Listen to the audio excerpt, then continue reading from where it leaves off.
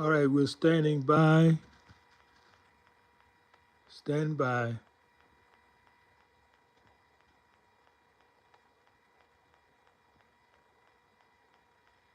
We got a great show. We got a great video for you today. Just working on some technical issues right now.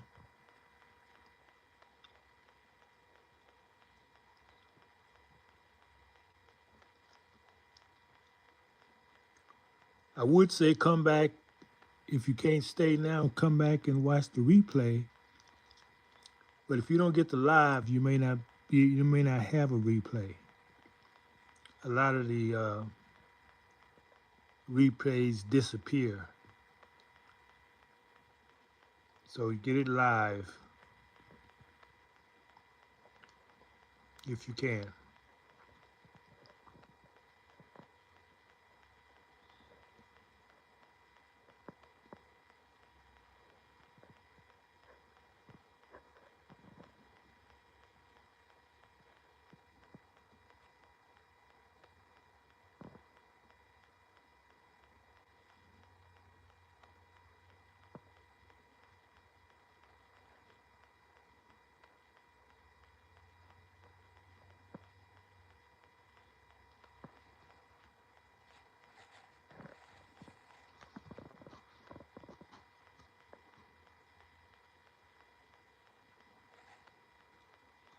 Okay, those who've been patient, you time to receive your reward.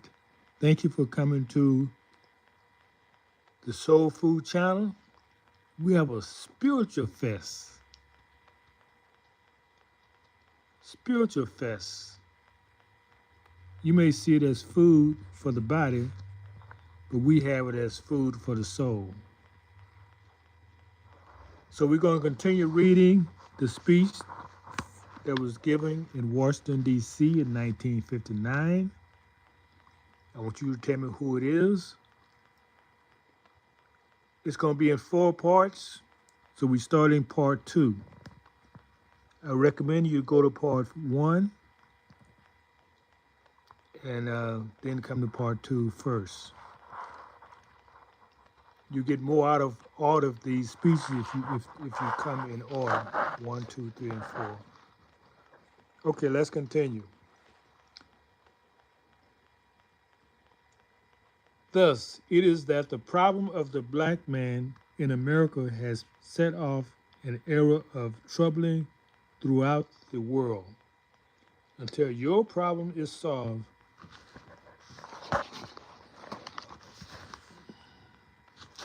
there will not be any peace for anyone. Today, then, is a new day drawing in a new world, for the old day and the old world have passed away. The new day, the new world, if you please, cannot come into full meaning until justice comes to our people. The burden is not our oppressors alone, much of it is upon us. The time has come when we must speak or die. Our leaders, our so-called leaders, are choking by fear. Such a leader is not worth the salt that leavens his bread. Let's read that again. The new day, the new world, if you please, cannot come into full meaning until justice comes to our people. The burden is not our oppressors alone. Much of it is upon us. The time has come when we must speak or die. Our leaders, or so-called leaders, are choked by fear. Such a leader is not worth the salt that leavens the bread, his bread. This fear is the root of their failure to tell you the truth. Now this truth must come out. You have misunderstood the Bible. Christianity is a white man's religion, and it contains no salvation for the black man. For this very reason, the prayers of your preachers to the government, the Father, the Son, and the Holy Ghost have fallen on deaf ears. Now I ask you, what good is Christianity to you and to me if that religion and that God of that religion will not defend us against lynching and rape? Indeed, we would be fools to believe and trust such a religion and such a God, knowing that he bestows all his blessings upon our enemies. We are taught to look forward to a salvation that does not exist. Christianity offers you salvation after death. You must go down into the earth and rot. That kind of salvation I don't want.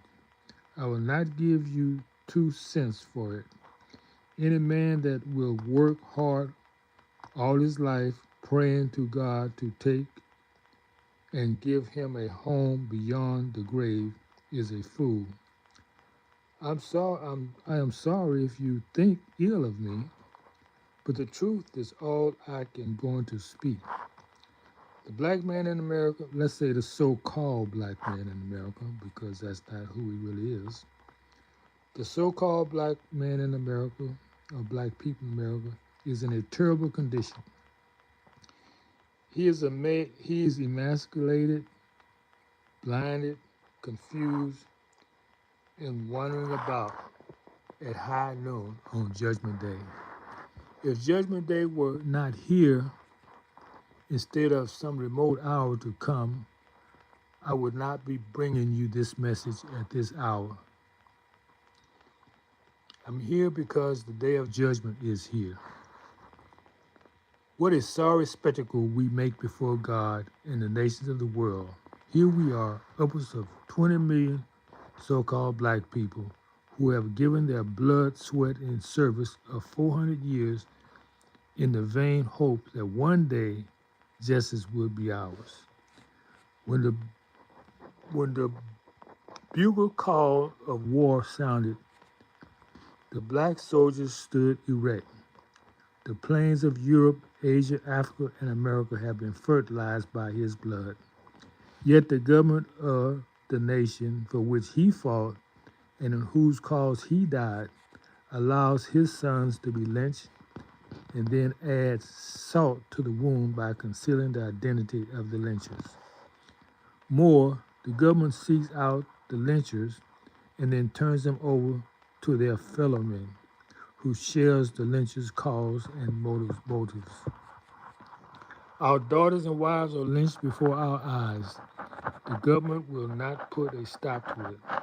They will allow the lynchers to lynch you and me if we are charged with an attempt to rape one of them. The lynchers live right next door, down the street, up the alley, yet they are not brought to justice. All of this grief you and I must suffer, all these burdens we must bear. It is beyond comprehension that the American government, mistress of the seas, lord of the air, conqueror of outer space, squire of the land, and prowler of the deep bottoms of the ocean, is unable to defend us from assaults, rape, and murder on the streets of these concrete jungles. What sane man can deny that it is now time that you and I take counsel among ourselves to the end of finding justice for ourselves? That's going to complete this section. If you didn't hear it, go back and re-listen to it. That don't need to really be said because most people listen to things 2 or 3 times to get the full meaning of it.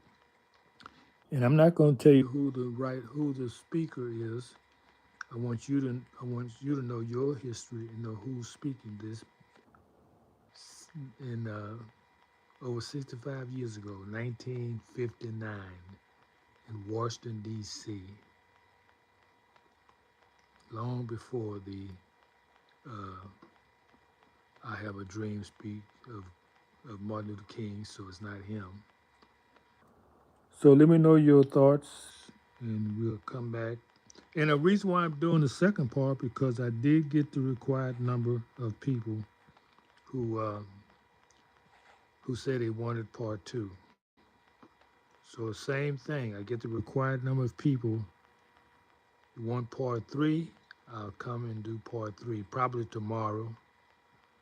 So let me see if you one of those who. Oh, look like the numbers are going up already.